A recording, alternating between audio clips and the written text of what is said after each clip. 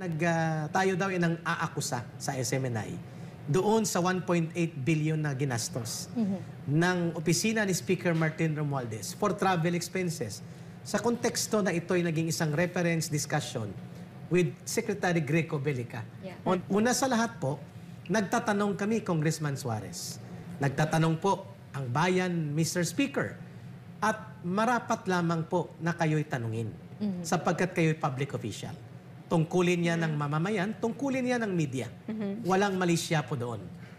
O bakit ngayon nagkaroon kayo ng resolusyon na bigla niyong paiimbestigahan ang franchise ng SMNI on the ground na kami ay nangiintriga at nagpapakalat ng fake news na para bagang kasalanan ang pagtatanong kung totoo hindi ang natanggap naming impormasyon. Ika-28 ng Nobyembre, itinanggi ng House of Representatives nitong Martes ang mga pahayag na si Speaker Martin Romualdez ay gumastos ng 1.8 na bilyong piso para sa mga gastusin sa paglalakbay sa loob ng isang taon, na tinawag silang unfounded and categorically false. Ang mga paratang na ito ay isang malinaw na halimbawa ng fake news, na idinisenyo upang linlanggan ang publiko at masira ang reputasyon ng Speaker at ng buong kapulungan ng mga kinatawan bilang isang institusyon, sabi ni House Secretary General Regina D. Velasco sa isang pahayag. Bagamat hindi niya partikular na pirangalanan ang network, ginawa ni Velasco ang pahayag matapos ang isang kamakailang ulat ng Sunshine Media Network International na itinatag ng kontrobersyal na pinuno ng megachurch na si Apollo Giboloy ay nagsabi na si Romualdez ay gumastos ng ganoong halaga para lamang sa paglalakbay. Inaprobahan din ng Kamara ang mosyon na naguutos sa Committee on Legislative Franchises na magsagawa ng pagdinig sa ulat ng SMINI na itinakda noong November 30. Ito ang aalamin natin sa video na ito. Kung bago ka lang sa aking YouTube channel, baka pwede makahingi ng like at subscribe at click mo na rin ang notification bell para updated ka sa aking nilalabas na bagong video. Salamat po. Miss Ina, itong nalalabing mga ilang minuto natin ay ilalaan po namin sa aming editorial rejoinder para po sa ating kaganapan dyan sa House of Representatives. Una, ang pagtatanong sa bahagi ng media kung papaano po ginagamit ang pondo ng isang opisina o ng mga opisyal ng gobyerno ay karapatan ng mamamayan at tungkulin ng mga nasa media, kagaya po namin. Why are you saying that, Eric? What happened? Sapagkat nagkaroon po ng privilege speech itong congressman from Quezon Province na nagngangalang si David Suarez or Danilo Suarez. Basta JJ Suarez. JJ, okay. Oo, anak yata ito ni Congressman or ni Governor Suarez. Mga kababayan, sinasabi niya na tayo daw ay nang aakusa sa SMNI doon sa 1.8 billion na ginastos ng opisina ni Speaker Martin Romualdez for travel expenses. Sa konteksto na ito ay naging isang reference discussion with Secretary Greco Belica on the 1.1 billion gastos na inilahad dito tungkol naman kay Secretary Loizaga ng DENR. Una sa lahat po, nagtatanong kami, Congressman Suarez. Nagtatanong po ang bayan, Mr. Speaker. At marapat lamang po na kayo'y tanungin sapagkat kayo'y public official. Tungkulin niya ng mamamayan, tungkulin niya ng media. Walang mali siya po doon. O bakit ngayon nagkaroon kayo ng resolusyon na bigla niyong paiimbestigahan ang franchise ng SMNI on the ground na kami ay nangiintriga at nagpapakalat ng fake news na para bagang kasalanan ang pagtatanong kung totoo hindi ang natanggap naming impormasyon na may 1.8 billion na gastos. Nagtatanong tayo. Kung hindi ito totoo, marapat lamang nasagutin at ipaliwanag ito ni Speaker Martin Romualdez sapagkat tungkulin at obligasyon niya yan sa mga mamamayan. The last time that we know, Congressman Suarez, the last time that we know here, Speaker Martin Romualdez, wala na po tayo sa diktadura. Hindi po dictatorship ang forma ng gobyerno. And you do not own the government. Neither do you own the House of Representatives.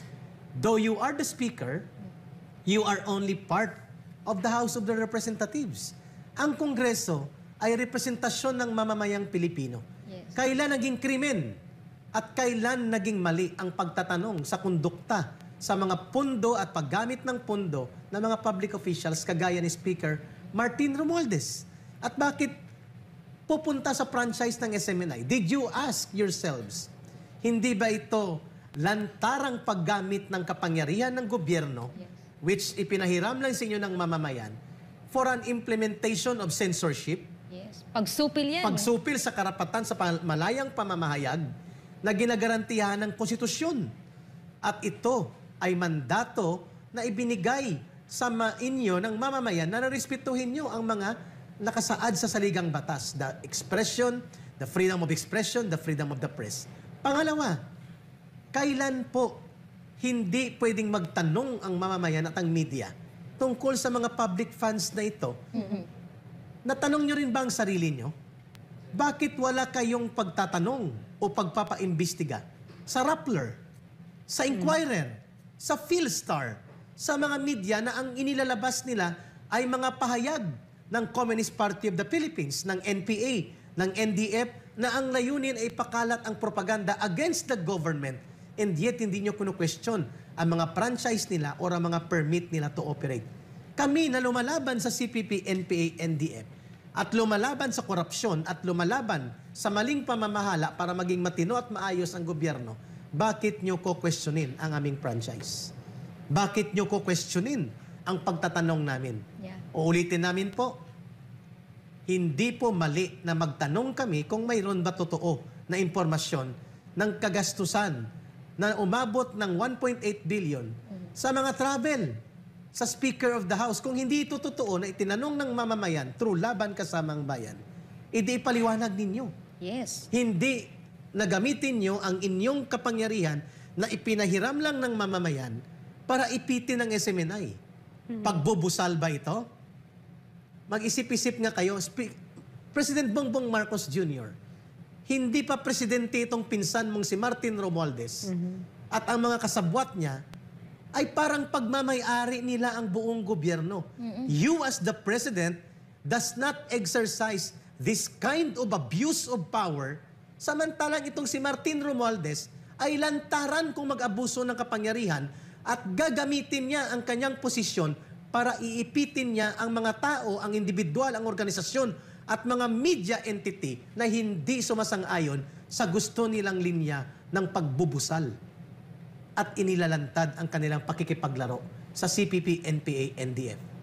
Yun po ang dahilan kung bakit pinapatawag nila ang SMNI. Bukas, November 30. And people are clamoring here. Dapat ipatigil ito. At dapat hindi ito hahayaan sapagkat this is sending a wrong signal na kapag nagkomentaryo ka sa isang miyembro ng Kongreso, kagaya ni Speaker Martin Romualdez, na napakapoderoso, pwede palang pati ang freedom of expression at ang the right to exercise free press na ginagarantiya ng saligang batas ay aapakan nila sa pamamagitan ng disguise ng committee hearing. Committee hearing for what? Ang kaso ng ABS-CBN ay paglabag sa mga kaso tungkol sa hindi pagbayad ng tamang buwis at mga pandaraya sa kanilang income pati na sa pagpasok ng foreign investment na ipinapakilos nila ng patalikod sa batas natin.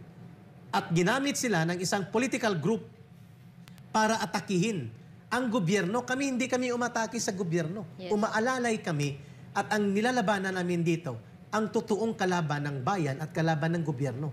Ang CPP, NPA, NDF, magkaiba ang sirkumstansya namin. O bakit nyo kami iipitin? Sapagkat ibinubulgar namin na dapat hindi matuloy at magpapatuloy ang sabwatan ninyo, Speaker Martin Romualdez, sa CPP, NPA, NDF na napakadelikado sa interes ng mamamayan at sa interes ng kapayapaan at ng ating bansa. Nagagalit ka na isinisiwalat ito? Yun pong tanong ng mamamayan. Bakit namin ito tinalakay? Ma'am Lorraine, Miss Ina. You know, I was 10 years old when martial law was declared, no? So, I think I speak for a lot of Filipinos na malalim ang sugat sa national psyche ng nangyaring martial law, no? And yung naalala ko noon, yung pagsupil sa press. So now, nang lalamig ang dugo ko ngayon. Totoo ba ito na magkakaroon na naman ng Marcos dictatorship? Ito ba yung nangyayari sa ating bansa? Ito ba yung magiging hallmark nitong administrasyon na ito? Kasi nakita naman natin, napakatahimik ng media ngayon. nabusalan. There are no dissenters right now in a vibrant democracy. Dissenters are so important, no? Nakita niyo naman, napaka-intolerant nila sa konting tanong, no? And that's very dangerous if you cannot even ask, no? And when they ask, they weaponize their institutions, they use their power to scare us, no? Into submission. So, this is what scares me about what's happening about our country right now. And I keep asking myself, what is happening to our country? Now, because a few years ago, maybe just over a year ago, we were the freest free press in the world. And now you're scaring us with something like this for asking a very legitimate question? Na kaya namang ipaliwanag. Buksan ang libro at ipakita sa publiko ang gastos kung hindi totoo o hindi. Eric, Ma'am Lorraine, bigyan natin ng pagkakataon yung naging pahayag din ng House of Representatives through Secretary General Reginald Velasco kahapon ito. Ito ang sabi niya. Recent reports circulating about a 1.8 billion peso travel fund allocated to Speaker Martin Romualdez are completely unfounded and categorically false. These allegations are a clear example of fake news designed to mislead the public and tarnish the reputation of the Speaker and the entire House of Representatives as an institution. We urge the public and the media to exercise caution and verify facts before sharing such baseless claims. The House of Representatives is committed to transparency, accountability, and the Office of the Secretary General can confirm that such bloated amount for the Speaker's travel expenses does not exist. We in the House of Representatives are dedicated to serving the nation with integrity and will continue to focus on our legislative duties rather than being distracted by unfounded rumors and misinformation. Okay, Kung hindi binasa 1.8, magkano kaya? At bakit walang libro? At hindi po kami nang aakusa. House Secretary General Velasco, nagtatanong po kami. Yes. Because pinasok po yan ang impormasyon sa amin. And the information came from the House of Representatives, employees. Ang sabi dito sa amin, Eric, pakitanong nyo sa Laban Kasamang Bayan if this is true, na mayroong 1.8 billion expenses for travel. Si Speaker Martin Romualdez, ano po ang mali doon? Bakit nyo bubusalan ang pagtatanong na ito? At kung transparent kayo at accountable, bakit hindi nyo sinasagot ng tama ang panawagan ni Pangulong Duterte at ng mamamayan na buksan ang inyong libro? Magpa-audit kayo sapagkat nababahala kami that there are 3 operatives, active operatives of the CPP, NPA, NDF na nagwawaldas ng pundo na humigit kumulang 100 million every year para sa 3 sa kanila na yan buo na or mahigit pa. Subalit walang investigasyon kung saan ito napupunta sapagkat kami na mismo nagsasabi, ito sila ay dugtungan ng suportang pinansyal sa terorismo na ginagawa ng CPP, NPA, NDF, and yet nandyan sila sa loob ng Kongreso. Yun po ang dahilan kung bakit tinatanong ang libro at ang mga accounts kung saan napupunta at baka nakalimutan po ninyo. Speaker Martin Romualdez, Congressman Suarez, kayo po ay public officials. You are always subject to public scrutiny and public criticism. And you should explain your side to the people in the free market of ideas because you chose to become public officials. And under the law, sa konstitusyon, all public officials must be accountable to the people at all times. Kami po ay dugtungan at daluyan lamang ng pagtatanong. Pwede ba? So kung kami tinatakot nyo at bubusalan nyo sa mga paimbestigasyon dyan sa House Committee, ay nagkakamali po kayo. Hindi po kami titiklop. Hindi po kami papayag na ang taong bayan ay mawawalan ng boses at ng daloy ng katotohanan sa tamang paninindigan. Ano ang masasabi mo kababayan sa usaping ito? Kung meron kang reaction sa video na ito, i-komento ang iyong pananaw at opinyon sa usaping ito. God bless Philippines. Salamat po.